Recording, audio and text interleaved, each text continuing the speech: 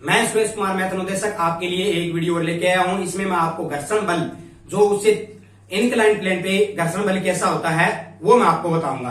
तो झुकाव तल पर घर्षण बल, इंग्लिश में इसको कहेंगे फ्रिक्शन ऑन इनक्लाइंड प्लेन, झुकाव तल पर घर्षण बल या फ्रिक्शन ऑन इनक्लाइंड प्लेन। तो शुरुआत करते हैं। देखिए, ये मान लो कोई तल है, इस पे ये कोई झुकाव जो है रैंप टाइप बना हुआ है, इस पे कोई वस्तु है, इस वस्तु को ऊपर लेके जाना है, बल लगा के ऊपर लेके जाना है। तो इसमें देखिए क्या क्या रिएक्शंस क्या क्या आएंगे। तो सबसे पहली बात है कि कुछ तल से कुछ कोण पर जो ये रैंप बना हुआ है उस पे वस्तु को ऊपर लेके जाना है। तो इस वस्तु की गति को समान दूरी से मान लो कुछ दूरी तय करेगी। ये यहां से लेके यहां तक लेके आना है, मान लो यहां से लेके यहां तक लेके आना। तो इस स्थान से इस स्थान तक इसने कितनी दूरी तय की है वो है s। कितनी है? s। इसने यहां से यहां तक जो दूरी तय की है वो है s। अब देखिए, इस वस्तु को कंट्रोल करने वाले यहां पे 4 बल है। कितने बल हैं? 4 बल। मैं चारों समझाता जाऊंगा और साथ के साथ यहां लिखता जाऊंगा। नंबर 1 पहला कौन सा है? वस्तु को चलाने के लिए शक्ति,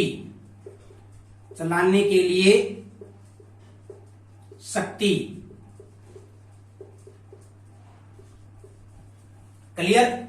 इस वस्तु को चलाने के लिए शक्ति का मतलब क्या है? हम इस पे बल लगाएंगे, शक्ति लगाएंगे, तो वो हो गई ये इस तरह से, वो हो गई P। शक्ति क्या हो गई? पावर P, जो इसको ऊपर लगाने के ले जाने के लिए लगाएंगे। क्लियर? नंबर 2, आपको पता है कि जब इस पे शक्ति लगाएंगे तो इस वस्तु को चलाने से के लिए जो रोकने वाला होगा वो कौन होगा? घर्षण बल, जो इससे विपरीत दिशा में लगेगा।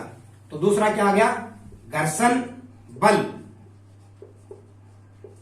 जो नीचे की तरफ लगेगा, ये हो गया F। फ्रिक्शन जो नीचे की तरफ लगेगा।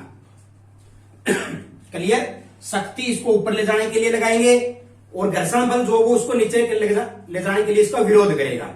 हम यही पढ़ते हैं कि इनके बीच में घर्षण बल पैदा हो, वो यही है। अब अगली तीसरी क्या है? वस्तु का भार mg जो नीचे की तरफ लंबवत होगा।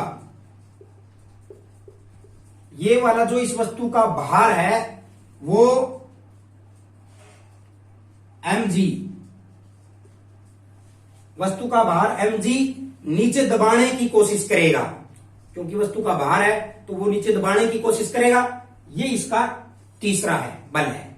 ये 4 बलों से कंट्रोल हो रही है। पहले हमने इसको बल जो शक्ति लगाई है उससे ये कंट्रोल हो रही है, उससे ये नीचे नहीं आ रही। फिर घर्षण बल इसको नीचे लाने की कोशिश कर रहा है, तो वो आपस में एक दूसरे के विपरीत हो गई। इसी तरह इस वस्तु का भार है वो इसको नीचे की तरफ कर रही है।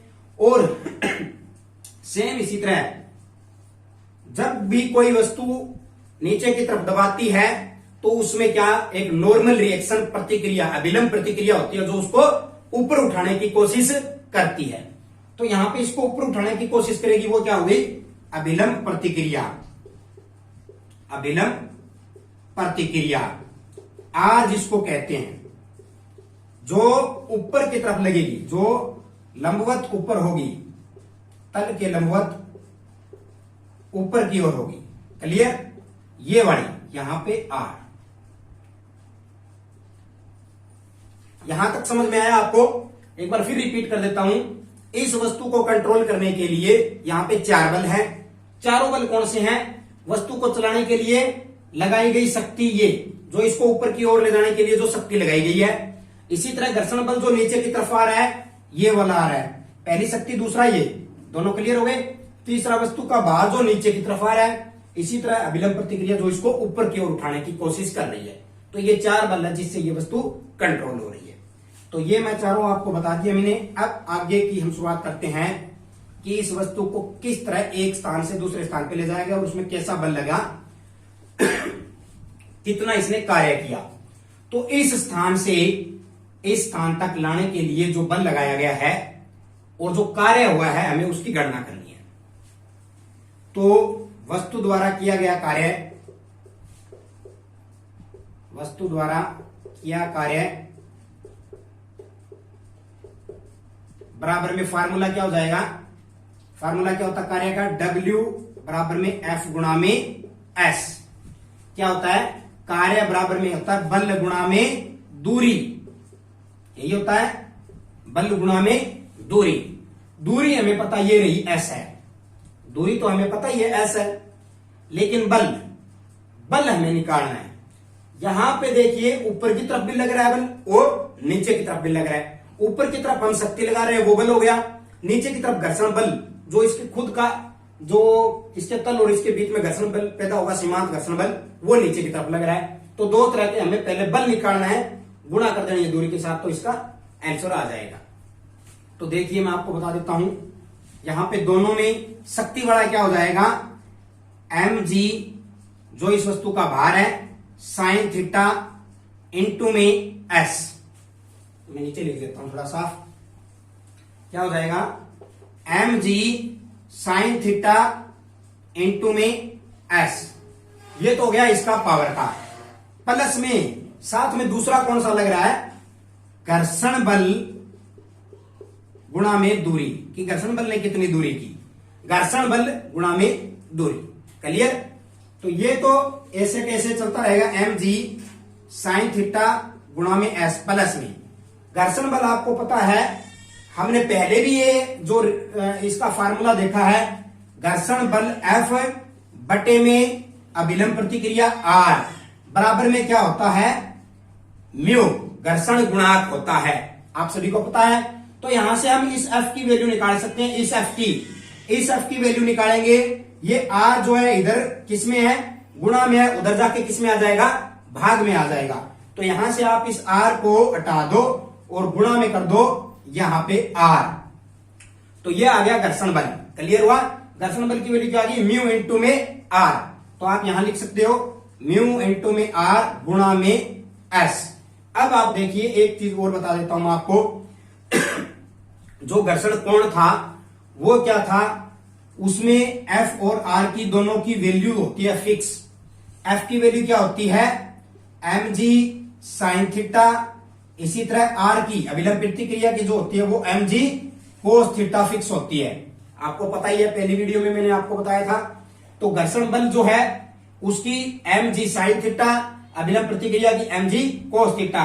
तो क्या हम R की जगह पे mg कोस थीटा रख सकते हैं, बिल्कुल रख सकते हैं। तो इस R की जगह हम क्या रख देंगे, mg कोस थीटा रख देंगे।